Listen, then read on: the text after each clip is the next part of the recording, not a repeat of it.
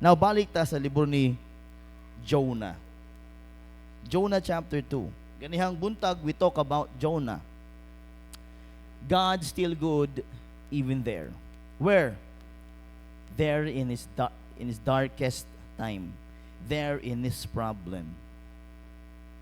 Three things atong gisgutan ganiha, that God was still good even there in his, number one, consequences.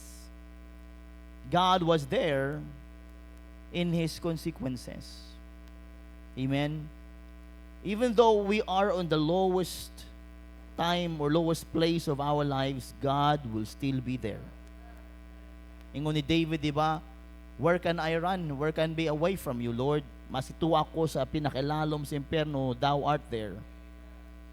Amen. Even in the darkest, the most problematic place in the life of Jonah, God was there. God's been good to him, even in his consequences. No? Dili circumstances ang nagdala sa iyaha in his consequences, kundili ang iyahang what? Choices. Our choices will bring us to consequences. Sometimes kanunit na sa consequences, we know no, andam ta mag-suffer because we know, and we do not blame everybody because we know we choose to be there in those consequences. Ikaduha, we saw also the conviction. In his conviction, the Lord strengthens him. Convicted siya, kay guilty man siya, right? Guilty of his disobedience in the Lord. Guilty of what he did, nga midagan siya away from God. He's guilty. Pero ang conviction niya nag-strong. Why? Because he knew that he cannot run away from God. In our life as a Christian also, no, ayaw himuha nga naanak ka sa sala, nakamurag layo ka na sa Ginoo, moingon na lang ta ba nga, sige lang ko, naman ko din padayon na lang ko, dili good, sayop ka. You should be and we should be convicted of the guilt nga naa sa itong kasing-kasing that we disobeyed God. So, God was still good even in his what? Consequences. God was there and good at him in his conviction. Even in his confession, God was good because God hears his confession. Nakadungog ang Ginoo siya mga gikumpisal nga grabe, sad-an good kaayo sa Lord. I will pay my vows. I will follow thee. I will obey thee. And the Lord what? Heard him. So the Lord was still so good, even he was there in his consequences, even in his conviction, and even in his confession. And that fish, gisuryan sa Ginoo, amen, igpagawa siya dito sa dry land. O in the Nineveh, Jonah preached God's word. Amen. Now tonight, let's all stand as we give reverence to the words of the Lord. In verse number 2 lang, one verse lang, and then magampo ta, then balik mo sa lingkod. Now, atong basahon na lang verse 1 and verse number 2. Are you there? Jonah chapter 2, verse number 1 and verse number 2. Ready? Read. Then Jonah prayed unto the Lord his God out of the fish's belly, and said, I cried by reason of mine affliction unto the Lord, and he heard me. Out of the belly cried I, and thou heardest my voice. Let's pray first. Father, thank you, Lord, for giving us the first message this morning. And we're praying also, please give us this second message about Jonah also. Lord, he thanked you. Even he was in the lowest place of his life, but you've been so good to him. You were there. You heard him. And you, Lord God, sent him, oh God, to the place where you want him. Oh Father, tonight, give us this message also. Please use me, Lord, in your way mightily. Father, please, I need and we need this message.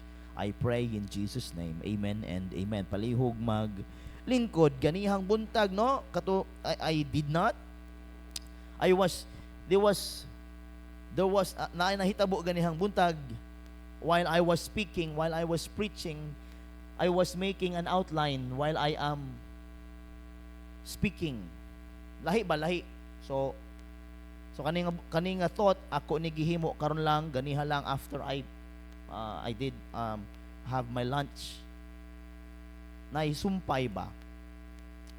Because ang kinabuhi ni Jonah dapat gyud nato nga tun-an, no? Kay in any time, no, pwede ta mapareho niya or basin every time. Because disobedience dili man na ingon nga ginaplano kusa la gaabot. Di ba? Ang paghimo og desisyon nato, either follow God's will, follow God's lead, or you make your own way. Somehow, some way, we are making our own way. That's why we are facing consequences. Kanang naghimo na ang Ginoo og dalan, iya pang gibuldos, gihawanan, gipisunan, gisemento, gispaltuhan para lang imong agihan, pero ikaw naghimo-himo tag agianas daplin shortcut. Maghihimo na nindot kay kadalan paagi niya nga ano kay ba kana bitaw proven and tested that He will lead and He will guide and He will bless. But some way we people of the book, we know what's the key. We know what's the ang susi para sa malambong kinabuhi, following the book. But we made our own path, going to our own plans, and was destroyed by our own mistakes. No? So the book of Jonah was a reminder for every Christian nga dili ta pwede magbasta-basta og himo og desisyon nga ato-ato lang nga naanay nahatag ang Ginoo og plano. Amen. Ang tanang gihimo nato diha sa panawagan sa Ginoo, igsuon paningkamutan nato nga mahimo nato. Kay kung dili igsuon, nako, may gihimo na ang Ginoo giandam nga dalan para nato, unya kita di ta mag-follow ato nga dalan, lugi baya ta. Nya sa katumyan kita atong i-blame ang uban. Nganong naatay nga na klaseng kinabuhi No. So ang resulta sa Kristohanon kung sa napakya sa iyang mga plano nga dili iya sa Dios, mo blame og ubang tao. O sa nasimsibuan ng blame?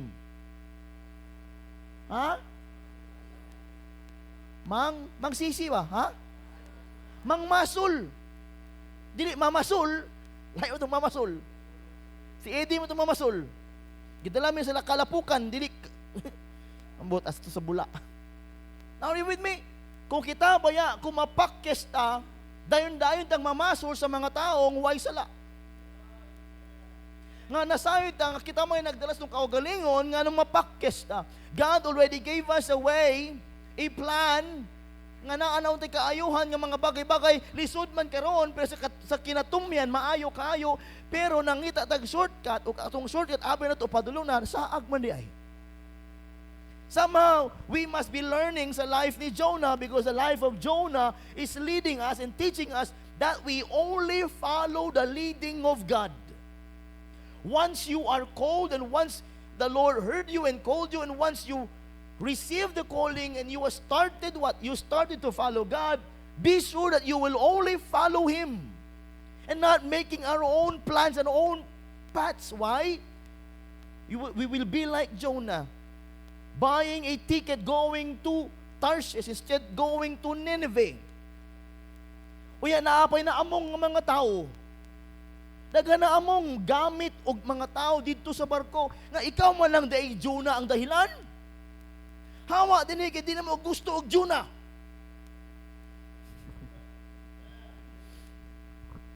Murag naawi buti pa sa naawi tao. Isa mo gusto gud og Jonah? O di ka gusto og Jonah, ay pangutang.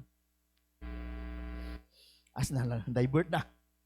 Now listen very carefully. If we are in the will of God, be sure to follow the will of God. Masking magkinaon sa man, magpabilin ta sa kabubuton sa Ginoo. If we will find a path, a shortcut, mga igsoon, para sa atong sariling kapakanan, mga igsoon, dili na iya sa Diyos. Remember this, in God's plan and ways na anay mga obstacle, how much more sa imuhang shortcuts?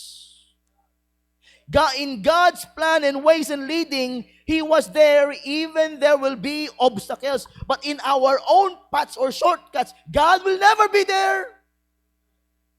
The devil is. Amen. So be sure when you are a Christian, if you planned and if you claim and if you called, if you receive the calling of God, be sure that you will stick to the plans of God. Even though lisod na. Kinsa man gud, unsa man gud ang sayon aning kinabuhi Wala may sayon. Mangita tag trabaho, gusto nato manager dayon. Dili ba pwede mag-ubos sa tag pagka pinakagamay and to climb up? In a Christian life nga na, the more nga maglisod ta karon, the more it will become our strength nga nakaya man natong pinakalisod, how much more ang bag-o nga wa pa ta kasayod. Now in the life of Jonah, balik ta, he cried unto the Lord in verse number 2. He said, I cried by reason. Na ay rason nga nung mihilak siya.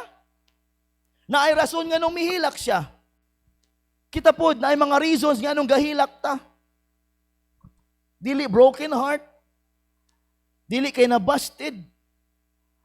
Dili kay na pusoy. But we cried to God by reason. Here, he cried by reason of his affliction. Affliction of what? He was there inside the whale's belly. That's an affliction. Afflicted by his own mistake, by his own nga mga ginahimo. Sometimes, somehow, mga igsoon, we are afflicted because of our own self. Self-made affliction. Self-made affliction, ang naakang Jonah. Out of the belly of hell cried I. Ano na kaingon mo sana, out of the belly I cried I. Kay abi niya mga igsoon, mauna na iyahang grave. Ang ginaingon niya nga hell is grave. Sheol. Abi niya kanang tiyan sa isda mauna na iyahang grave that he will never come out. Abi niya diyan sa mamatay. Di siya kagawas. But he cried by reason sa iyang affliction. And ang kanindot, diha, ang next nga lines, and thou heardest my voice. Wow. Bisan pa sa kalaluman sa kadagatan, asa man kadako ang kadagatan, diha mga igsoon, when Jonah cried into the Lord, he said, the Lord heard him. O sa ato mga igsoon, unsa kadako ang atong problema? We cried by reason in the Lord. Usahay ang atong paghilak, walay bili. Nganong maghilak man ta sa mga bagay-bagay nga di takos hilakan. Here he cried unto the Lord. Kay nasayo sa Lord, I am here because I disobeyed you. He accepted his sin. He accepted where he was. He accepted the affliction. Why? Nga pa kanya, Lord, di nagikukutob, di na ko matay, this is my grave. But when he cried, the Lord heard him. Tayo nga na mga Kristohano, no? In the midst of our affliction, we pray. We cry unto the Lord. Dili nga, in the midst of our trials and afflictions, muhawa na lang. Lesod, mandi ay mga inabuhin Kristohanon, di na ko, oy! Sayop ka, pildi ka. Kaya nga no, dahil kung balik ka sa kalibutan, mahimong sayon, young people, kung mubalik ka sa imuhang dating kinabuhi, dili magkinabuhing Kristohanon, tanaw ni mo, mas mo sayon?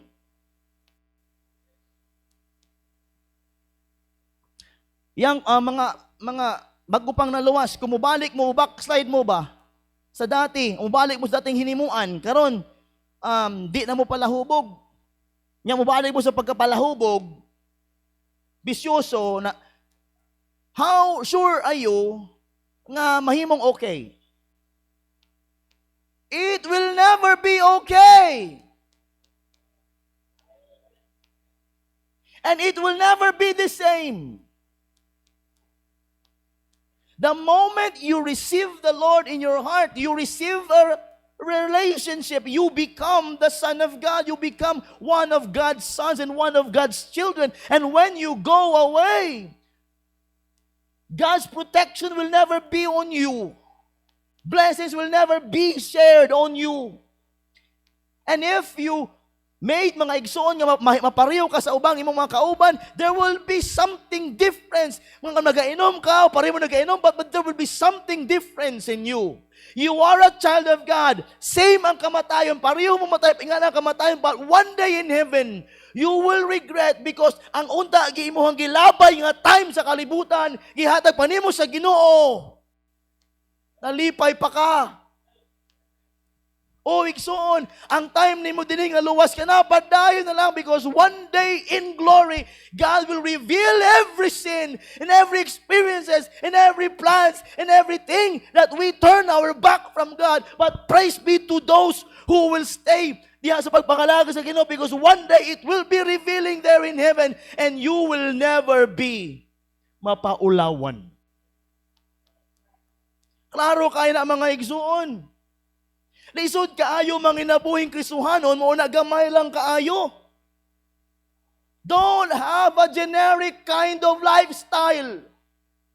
Generic kung sa'y ginahimo sa uban, mauna na po ng imuhan. No! Live a life that God wants you to live, and it's the life, the greatest life, the beautiful life, the only life in the whole wide world nga better than you think. Serving the Lord. Diba? Kinabuhi, this is a learning, ang book of Jonah. Ang book of Jonah is a learning. But mga igsoon, if you are experiencing now like the life of Jonah, mga igsoon, balik sa Ginoo, dili pa ulahi ang tanan. Listen to this. Even in the darkest circumstances, a heart that consecrates, seeks revival, and yields to God can cry out in thanksgiving. And God is faithful to deliver. Jonah's cry in the belly of the fish was not just a cry of distress. It was a thankful cry. Yes, indeed, it was a thankful cry. Dili siya tungod kay nagmahay siya, naganto siya, but it was a thankful cry. He gave a thanksgiving to God. Why? Because still, even though he was in the midst and he was in the deepest part of his life, God was there hearing him. Nga maskin pa sa kabugat sa atong ginapasan, sa kalalom sa atong ginaagihan, sa kalain sa atong gina-experiencehan, God was there and God is still good even there. Amen. Sa kinabuhi Kristohanon, maskin pa unsa kalisod, mga utod, pero ang Ginoo upod-upod sa imo. Unang kanindo sa kinabuhing Kristohanon, even though we are undergoing mga experiences nga dili maayo, pareho sa uban o mas bugat man ang atong ginagyan, but praise be to God, God was with us and God is with us. Mas maayo pa nga baktaso nimo ang malisod nga mga highway sa kalibutan basta kuyog mo lang ang imong Dios. Kaysa mo baktas kag imo dili kuyog ang Dios. I'd rather be on the place where God wants me to be than being there in the place outside from the will of God. The safest place for a Christian in this life is in the will of God. He had run from God, Jonah. He had to run from God, face consequences, and yet God's mercy was still with him. He ran in the presence of God. He ran. But the God's mercy was still with him. Jonah chapter 2 shows us that thanksgiving can rise even in the depths. Amen. Transforming despair into hope. Nga bisan pa sa atong kaproblema aning kalibutan na mga igsoon, we can transform this despaired times in our lives to hope. Lord, you will always be there. You will always be with me, Lord. There's hope in the Lord Jesus Christ. Abi nato nga wala na pag-asa, no, may pag-asa pa kaya Ginoo wa man nagabag-o sa ato. Like Jonah,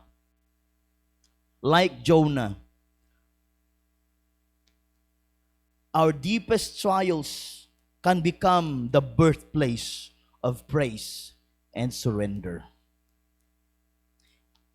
Verse number 2, balikin na. Verse number 2, balikan na to. And said, I cried by reason of mine affliction unto the Lord. Kana nga lines, I cried by reason of mine affliction unto the Lord. Cry. Sometimes we shed our tears, pinapaagas ato atong mga luha sa mga way pulos nga bagay. But here that cry dili na agony, but a cry of thanksgiving. Thank you, Lord, nga bisan pa uroy sa kabugat sa akong ginapasan, bisan pa ako lahi ras sa uban, bisan pa lahi ang akong ginatahak nga dalan uban nimo, but Lord, kaning akong mga kasubo, akong mga kasakit nga gikan sa uban, basta uban ko ikaw, Lord, pasalamatan ko pa ikaw.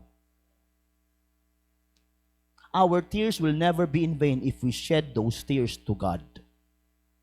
When was the last time you cry in the Lord?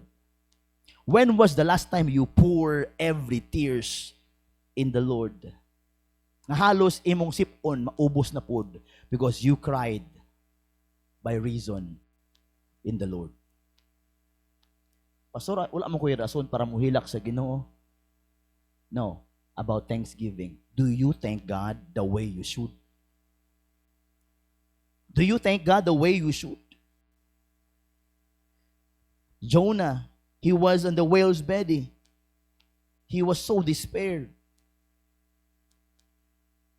Visualize being on a dark belly of the whale. Ingon niya dito ang mga pagkaon sa katong nga isda nagahigot na sa iyahang. I don't know how sa sulod sa tiyan sa isda. The smell. Siyempre isda lang sa gyud. The agony.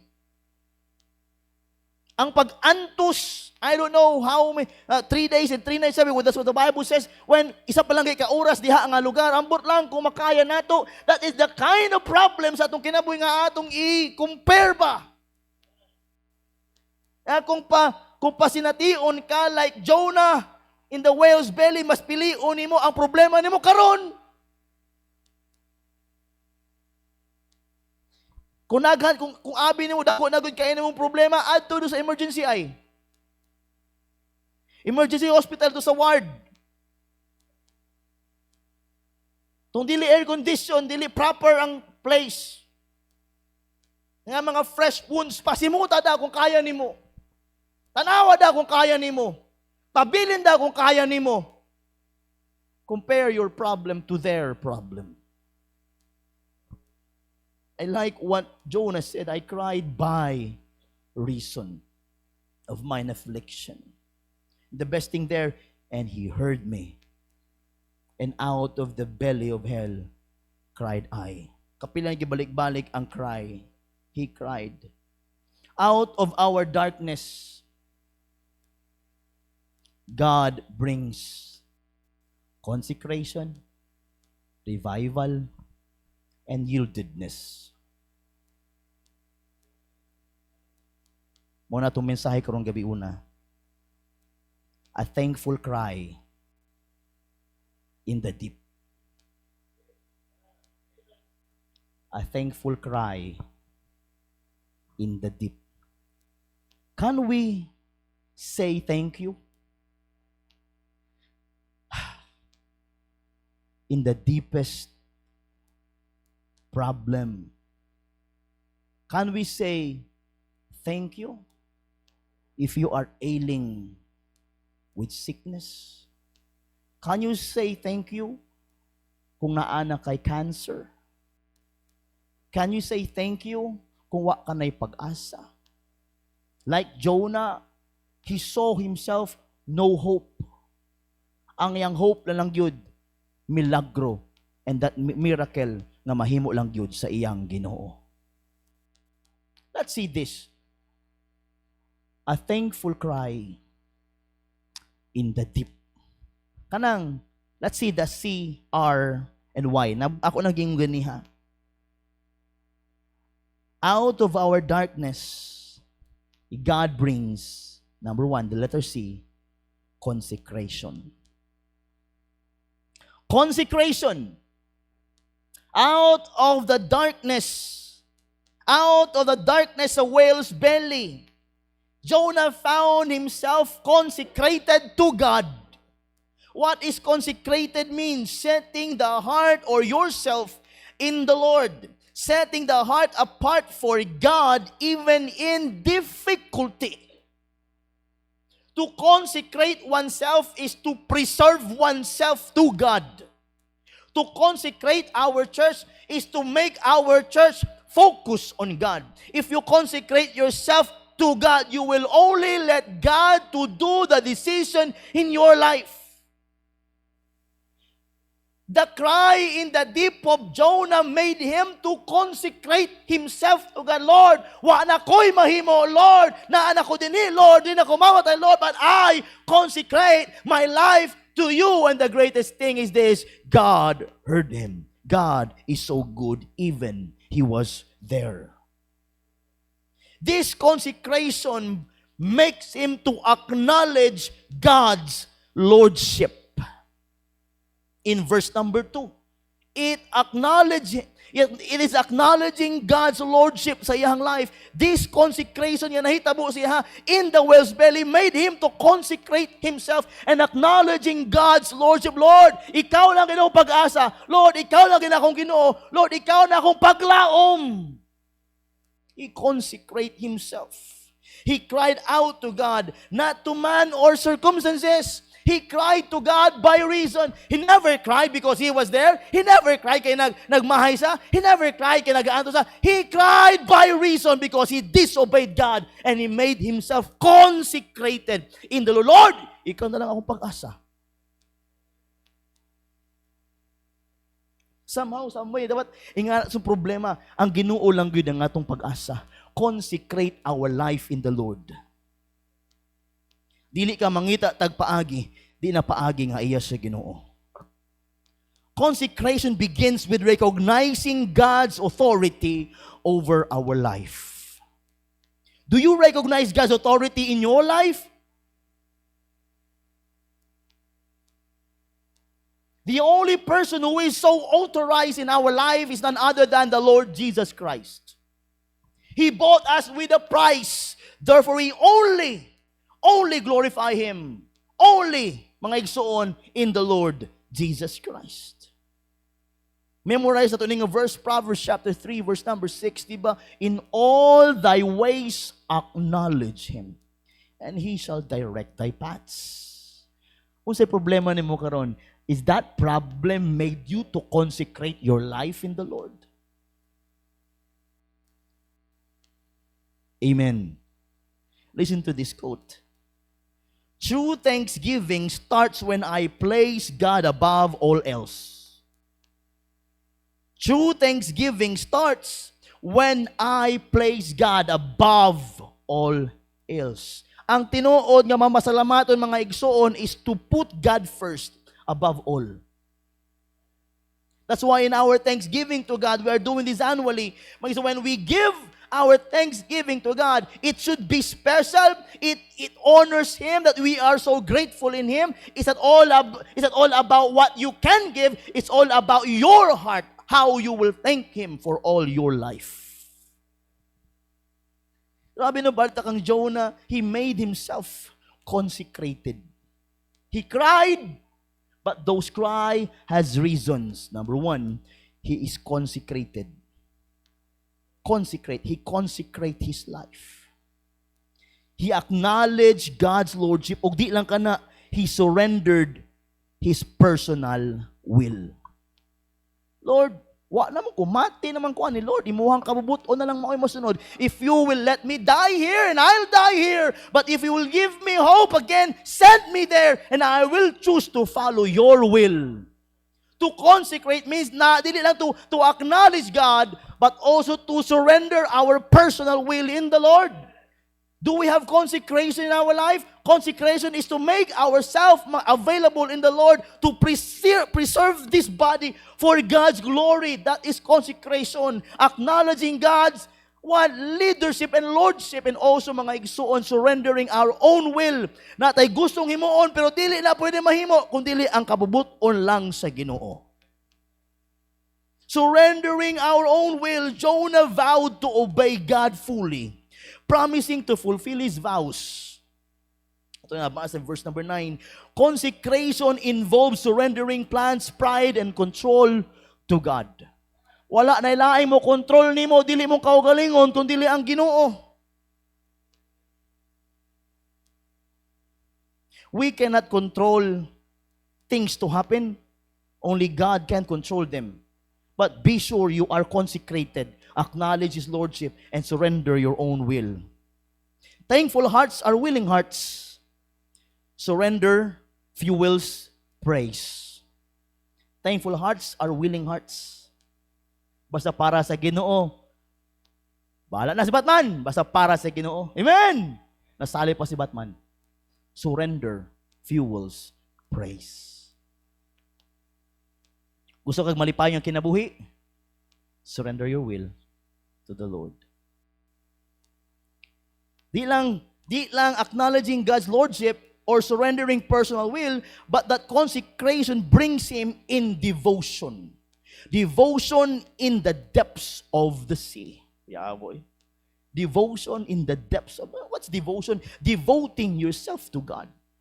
Now, mo devotion every morning, personal devotion, you are devoting every morning to seek God first, or to hear God's words first in your heart. Devotion, even in the fish, Jonah's heart was set apart in prayer.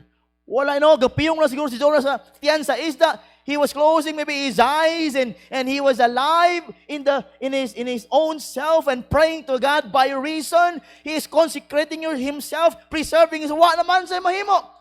O naman yung lupa na nabiniya. And he cried in the Lord, and the Lord heard him.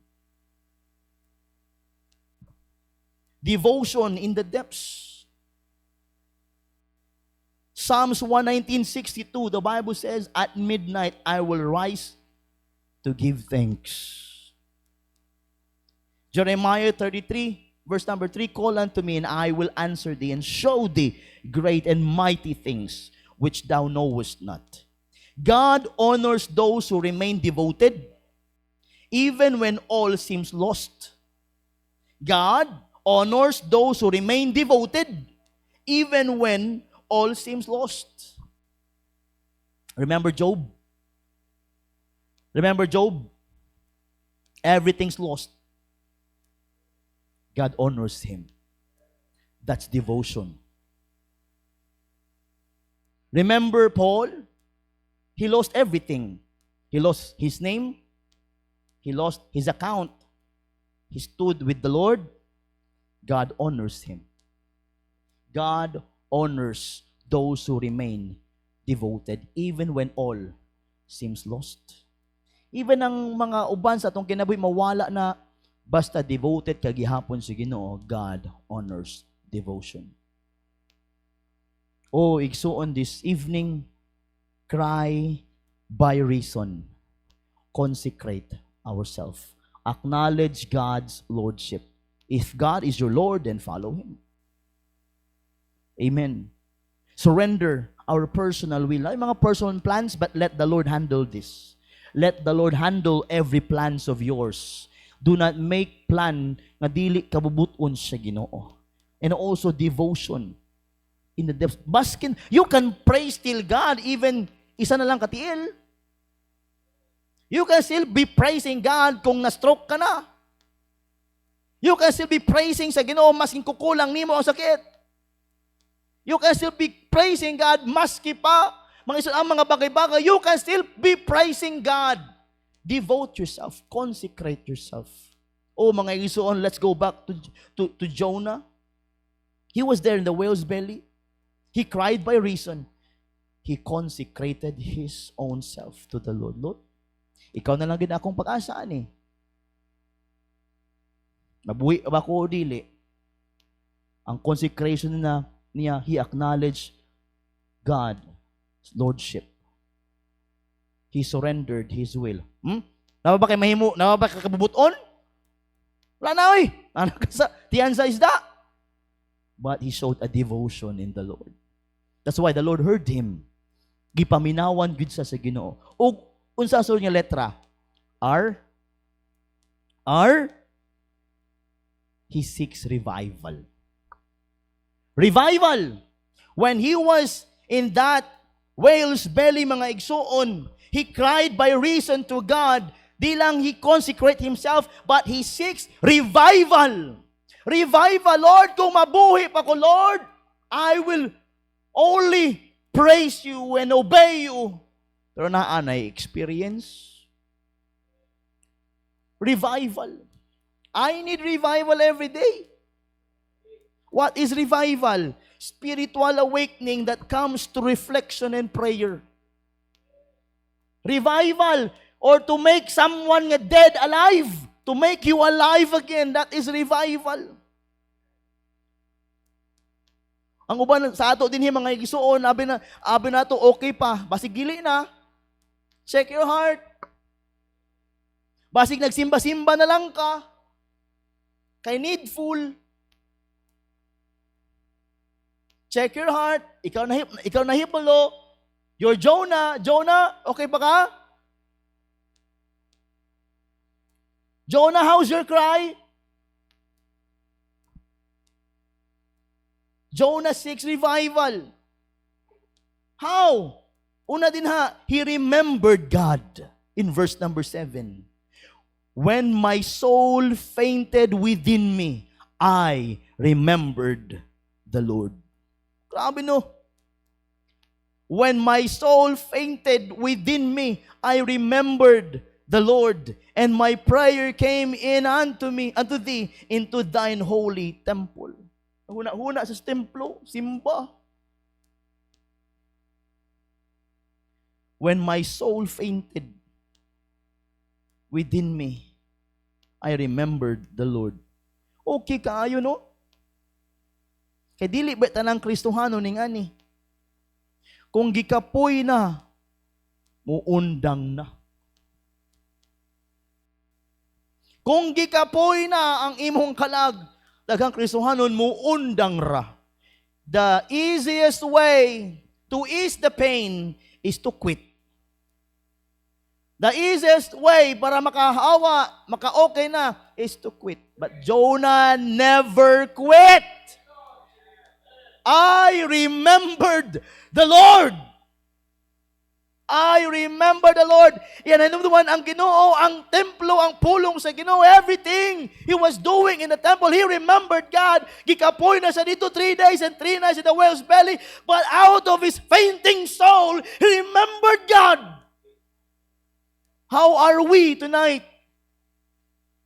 Kung gikapoy ka na, makadumdum ba ka sa Diyos? O madumduman ni mo, muundang na lang, dili nako, ana ba? Or even if you are trouble, if you are struggling, if you are in the midst of trials, mga igsoon, you will only remember your God. Mga igsoon, di gyud nato kaya kung wala siya. He said, di ni mo kaya nga wala ko. All unto me, come unto me, all ye that labor and are heavy laden, and I will give you rest. There's rest in the name of Jesus. Oh, igsoon tonight, Jonah 6 revival. Sa tiyan sa isda, Jonah recalled the Lord and His faithfulness. Revival begins when we turn our minds back to God in troubled times. Revival is this, when we wanted our minds, mubalik din ha sa Ginoo, even we are so troubled, even if we are so struggle, dili ang pag-undang mga igsoon ang susi. Dili ang pag-undang sa pagpangalagad mga igsoon na ang kasulbaran sa imong problema.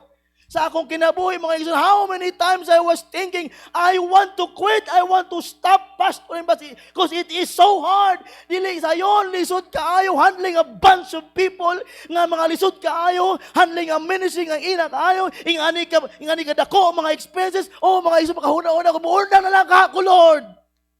But praise be to God, God told me, never quit. Remember me. Mga igsoon, we have to seek revival every time we are troubled. We need to seek revival every time we are struggling. We need to seek revival in time of decision. We need to seek revival then and after. Then why? Because God delivers people who seeks revival. God delivers people if they seek revival. Remembering God. Ingon sa Lamentation chapter 3, 21-23, kaning lines, this I recall to my mind, therefore have I hope. Na-recall niya, ang Ginoo, then he has hope. Memory of God's goodness sparks spiritual renewal. Is God good in your life? Is God good in your life? Maskin pa ba nga grabe ang imong sination, maayo pa paghihapon ng Ginoo? Masi magbulag mo?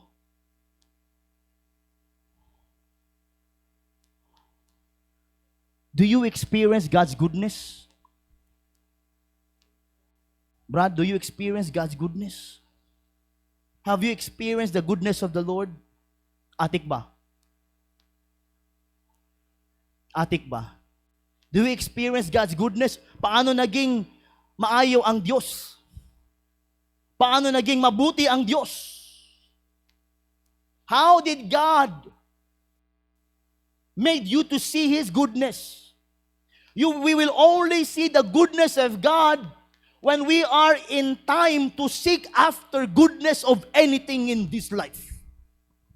Di ba? In time of problems, you will seek what? Unsa pa may maayo ang kinabuhi? Dili ra ba kasulayan, di ba ka makapangita sa Ginoo? Dili ka pituson, di ka manawag sa Ginoo. Kung daghan pawa pay Ginoo, pero wala na ako'y tawago na tanang Ginoo. Mutuo na tibuok kalibutang Ginoo. Mga igsoon, the goodness of the Lord right here, right now, it is the goodness of God. While you are still here, worshiping, hearing, and pleasing God. This is the goodness of God nga maski hanggang ngayon andito ka pa nagsasamba. Hangtod karon na ka pa, buhi ka pa, makapaminaw pa ka sa preaching, wala ka sa simbahan or wala ka sa lubnganan. God is so good. God is so good in the life of Jonah. Kabalo kaayo si Jonah nganong naas siya sa tiyan sa isda, Brad. Kabalo kay siya. Ug kabalo kaayo ka nganong naa ka sa imong problema. Kabalo kayo ang Ginoo nganong gipadala niya ka sa imong problema. Ug labi na experience nimo nganong naa ka diha nga problema. Di na ta magpaatik-atik oy. Di na ta basulo ng uban oy. It is us has a choice even to choose mga igsoon ang dili ato o dili iya sa Ginoo. Sometimes self-made kaayo ang atong mga circumstansya aning kinabuhi. But God is still good nga masing galayo ka sa iya, wala ka gasunod-sunod sa iya. But praise be to God, when we bow our knees to pray to God, God hears still, and that is how God good is. Ingon ni David, mas giasa ko padulong Ginoo, I cannot hide from you. I can run, but I cannot hide. Even if I am in the hell and deepest hell, mga Lord, naa ka dito. Even if layo kay kung lugar thou art there, how can I run and hide from thee? God is so good, mga igsuon sa itong kinabuhi. Even in the life of Jonah, is God good? Usay, nag-arti-arti lang kita. Mahilig kita mangarti. Nga nasayod man ta, igsuon, nga walay perfection aning kinabuhi. Dili ko perfecto, labi ka na, dili perfecto. The only perfect thing in this world is ang Biblia na lang, wa na lain. The church is a perfect, your family is a perfect, or most especially, you are not perfect. So therefore, get revived in the Lord. Why arti-arti? Why arti-arti? Just please God, just praise God, just worship God. Revival, remembering God. He remembers God. Memory of God's goodness sparks spiritual renewal. Every time I am revived, it sparks something. There's spark na nag-spark in my life that I need to pray and I need to praise God more and I need to live to God more. If I'm revived. Pero wala ka revive, Hulat na lang ka kung kanus ka wala aning simbahana. Mga igsuon, be careful. Church, naminaw mo? Be careful. Be careful sa istorya nga, bahala na. Kaya dili pwede ang bahala na sa pagpangalagad sa Ginoo. Bahala na, basta mapabiling ka sa Ginoo, pero bahala na, wala ka himuong desisyon, wala ka himuong nga butang para sa Ginoo. Basin ang bahala nimo. Pag mata nimo, layo ka na sa Ginoo. Dili lang mga igsuon, he remembered God, but also in verse number 6, he recognized God's mercy. Ano ba verse number 6? I went down to the bottoms of the mountains, the earth with her bars was about me forever. Yet hast thou brought up my life from corruption, O Lord my God. Acknowledge God's deliverance was undeserved, but it was available. Revival grows when we see God's hand work in our failures.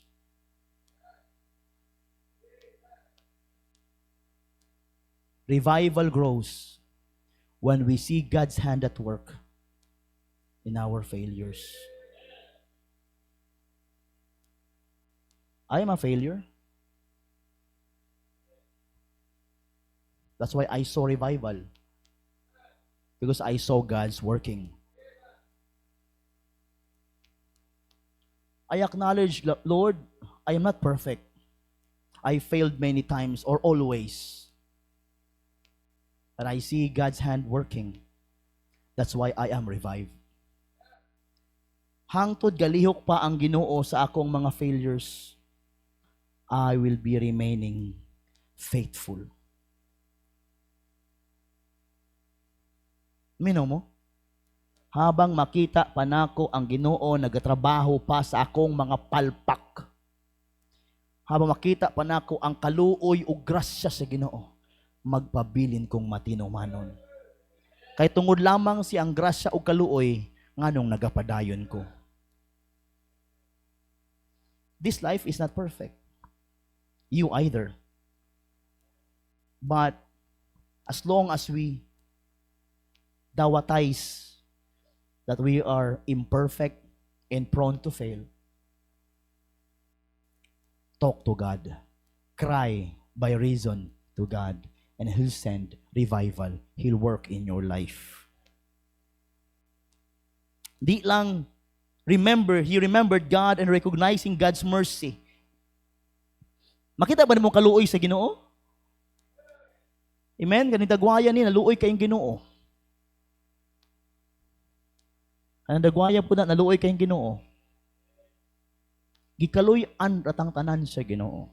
Wa gyud tay ikahambog. Yan ang buntag ay posted. Boast not thyself of tomorrow, for thou knowest not what a day may bring forth. Wala tayo kahambog sa Ginoo. Sa mga attainment, grasya lang ang mga nasa Ginoo kaluoy. Number, ikatulo din dili lang remembering God, recognizing His mercy, but also there's rejoicing in restoration. Jonah chapter 2 verse number 9, but I will sacrifice unto thee with a voice of thanksgiving. I will pay that I have vowed. Salvation is of the Lord. Rejoicing of restoration. What to feel when we are restored? Unsay bation sa usa ka tawo kung ma-restore? Restore means nabalik. Amen? If you are backslidden a bit, then if you get revival, you are restored. Dati nga ka, undang-una ka, pero kay na-revive ka, nakabalik ka, how do you feel? Kanang sa una, palahimo ka ani, karon dili na, karon palahimo na pud ka, how do you feel to get restored? Ang restoration brings rejoicing. Kay ingon pa ni David, Lord, restore unto me the joy of your salvation. Mawala ba yung kalipay sa pagpangalagad ay? Nalipay ka pa ba sa pagpangalagad? Nalipay pa ba ka sa pagsimba? Malipay pa ba ka sa pagwali sa pulong sa Ginoo? Malipay pa ba kang buyagon ka? I-remind ka? Ako ba, dili na baya? Kasabaan na ta. Kung magwali o grabe ang pastor, kasabaan ng pastor. Pastor, ay na magwali-wali, anang awali ha? Kita niyo, mas di na kumusimba diha. Wow! Amen! Ikaw na lang magpastor. Pero wala, dili sa simbahan. Kay kamutanan-tanan, mga butan. Kamutanan, mga buthan. Are you with me?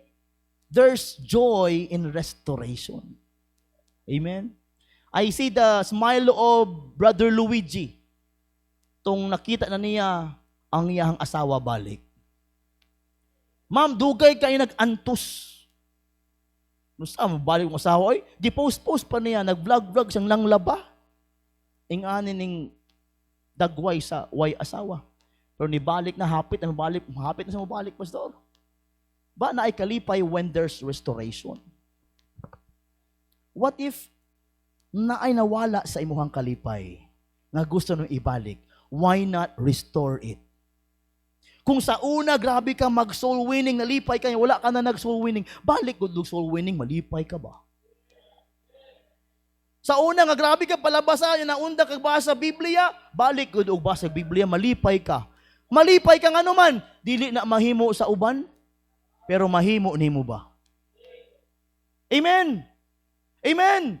There's rejoicing in restoration. Balik sa pagka-faithful. Balik yun sa imong commitment sa mission. Naundang na ka ba? Nagnaog ang mission giving ba?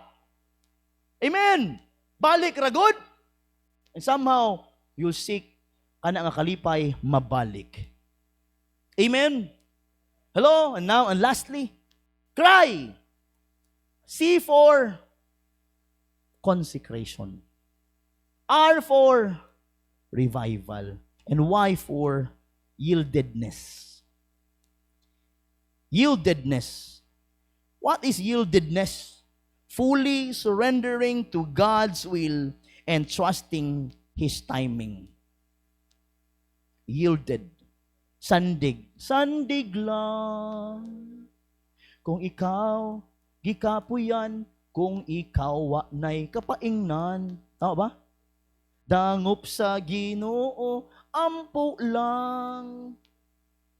Nanananan, si Jesus, nanananan, siya ug siya lamang, yieldedness. Yielding. Yielding. Fully surrendering to God's will and trusting His timing.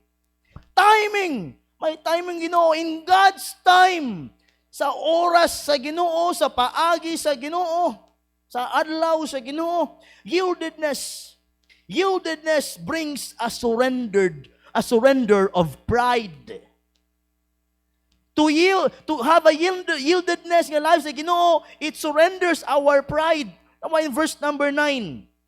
But I will sacrifice unto thee with the voice of thanksgiving. I will pay that I have vowed. Lord, subo di pasabot. Nag-vow siya, nga wala niya gihimo. And he wanted to get back, na-revive siya. And now he wanted to yield in the vow that he created in the Lord. Yieldedness nga life. Have we yielded in the will of the Lord? Jonah let go of his own agenda and accepted God's plan. Napay mga statements sa mga tao, Pastor, wala ko may anhi-aning kinabuhia, aron mag-antos lamang. Ni anhi ko diri nga simbahana, aron lang magkalipay. Well, mali ka giadtuhan, my friend. To yield is to sacrifice. To yield is to forget about your own self. To yield, mga igsoon, is to only focus on the Lord. To yield is to obey sacrificially, surrenderly in the Lord. That's yieldedness. In everything. Domingo lang kung mag-yield, Pastor. O, imuha man na. Lunes hangtod Sabado, yawanon. Domingo lang, Diyos nun. Lunes,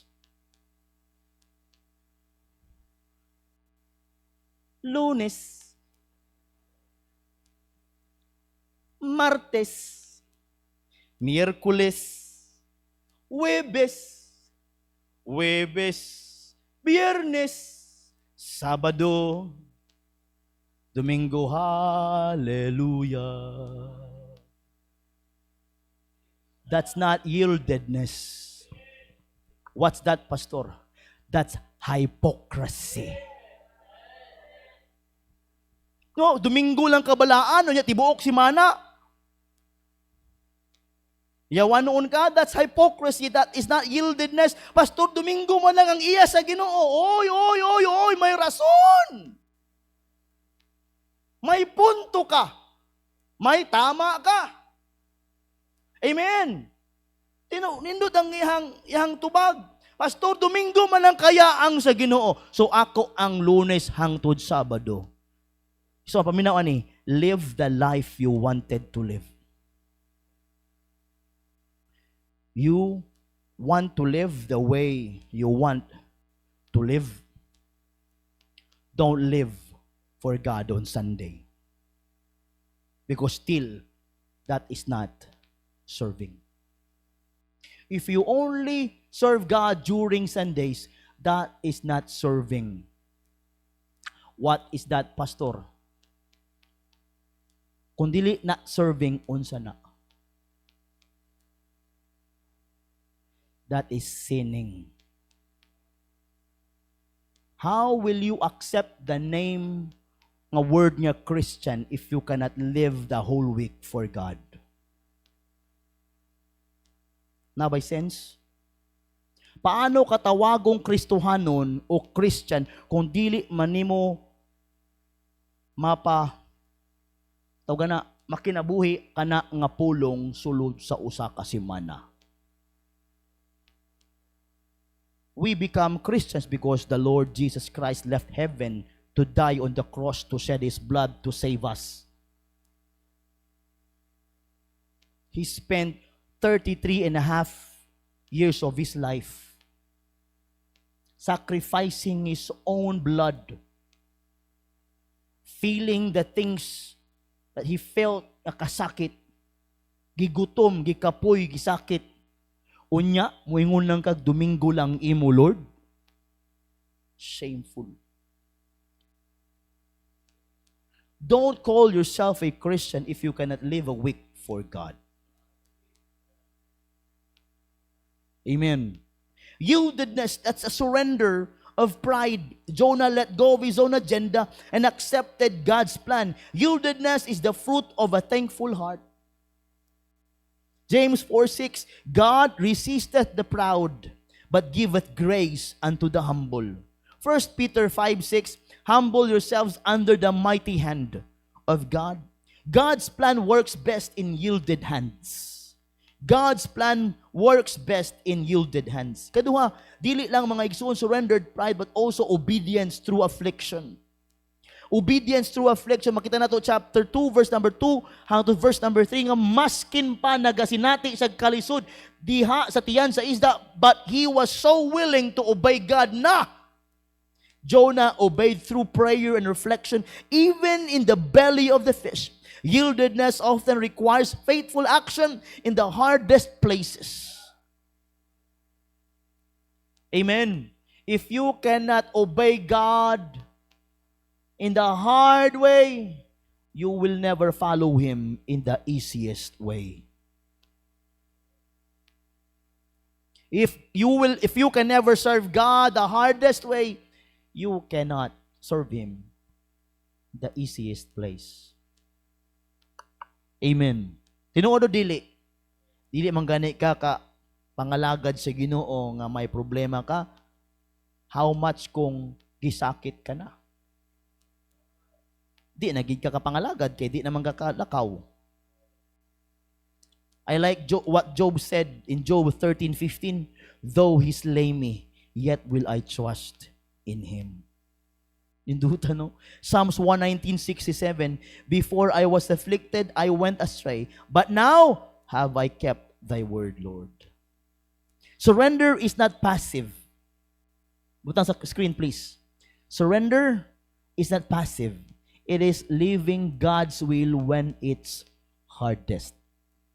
Passive ka na lang, wala kay ginahimo, kusa lang nag-abot, dili man nga na surrender. Surrender is not passive. It is living God's will when it's hardest. Amen. Ugdi lang surrender of pride, obedience through affliction, but also trusting God's deliverance. Wa na gud sa laing gisaligan, ang Ginoo na lang gyud.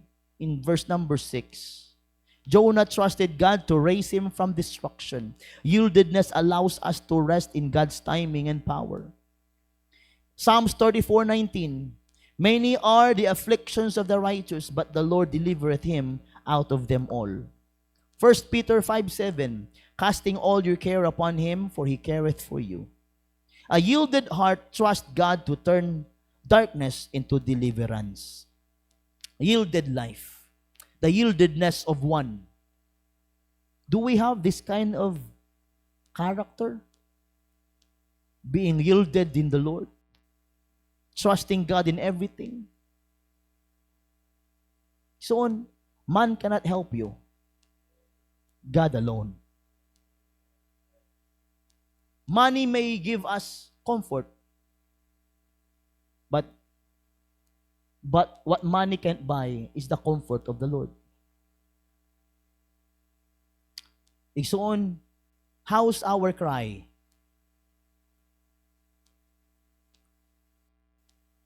The cry, a thankful cry in the deep.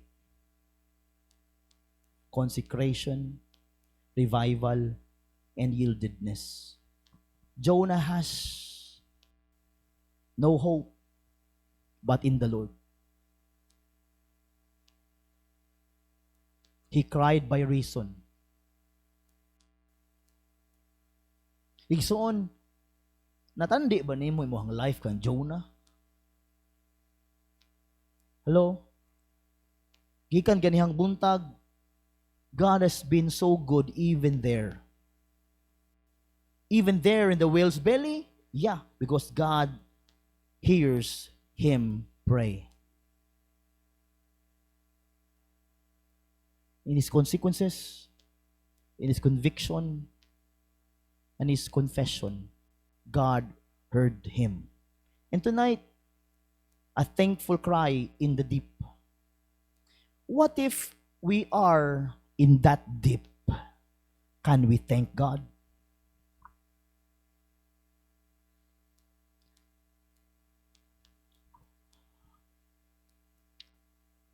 Consecration transforms our heart in the depths. Revival awakens our faith in the midst of despair. Yieldedness releases God's power to deliver. Let's go back to verse number 9. Let's end this preaching in verse number 9, and I'll be done. Where is Jonah in this time? He was there in the whale's belly. He cried by reason. God has been good to him. He has a thankful cry in the deep. But verse number 9. But, the word but is simply a conclusion or a decision. But I will sacrifice unto thee with the voice of thanksgiving.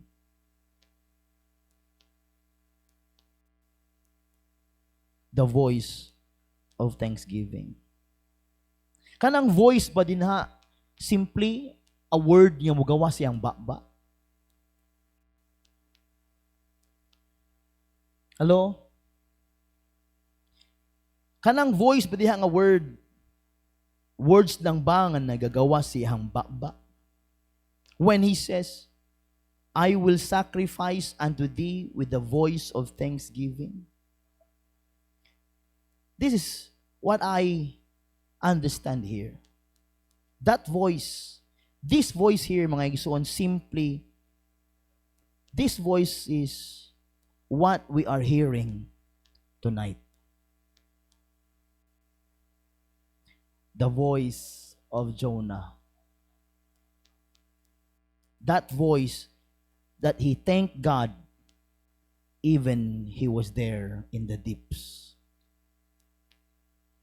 Even he was there in his problem, in his trouble, or in the deep of the ocean. That voice still we are hearing today. Challenging us that we can also give thanks even if there's a bunch of even if we can still be thanking God. I will pay that I have vowed. Na ba kay vow sa Ginoo? Na ba kay vow sa Ginoo? Paminaw daw o i-reminisce daw. O dumduma daw imong mga vow in the Lord. Are you ready to fulfill them? But I will sacrifice unto thee with the voice of the thanksgiving. I will pay that I have vowed. Why? Salvation is of the Lord. And the best thing. And the Lord spake unto the fish. There's blessing dayon in thanking or giving of thanks in the Lord. And the Lord spake unto the fish. The Lord moved, and it vomited out Jonah on dry ground, dry land. Soon, wala amang kasatiyan sa isda. Napamangka dinhi. Basin ugma pakakaunon sa bulinaw. But remember this. Why not wala pa kasatiyan sa isda? Why not thank God now? Why not consecrate, revived, and yield in the Lord? Let's cry in the Lord.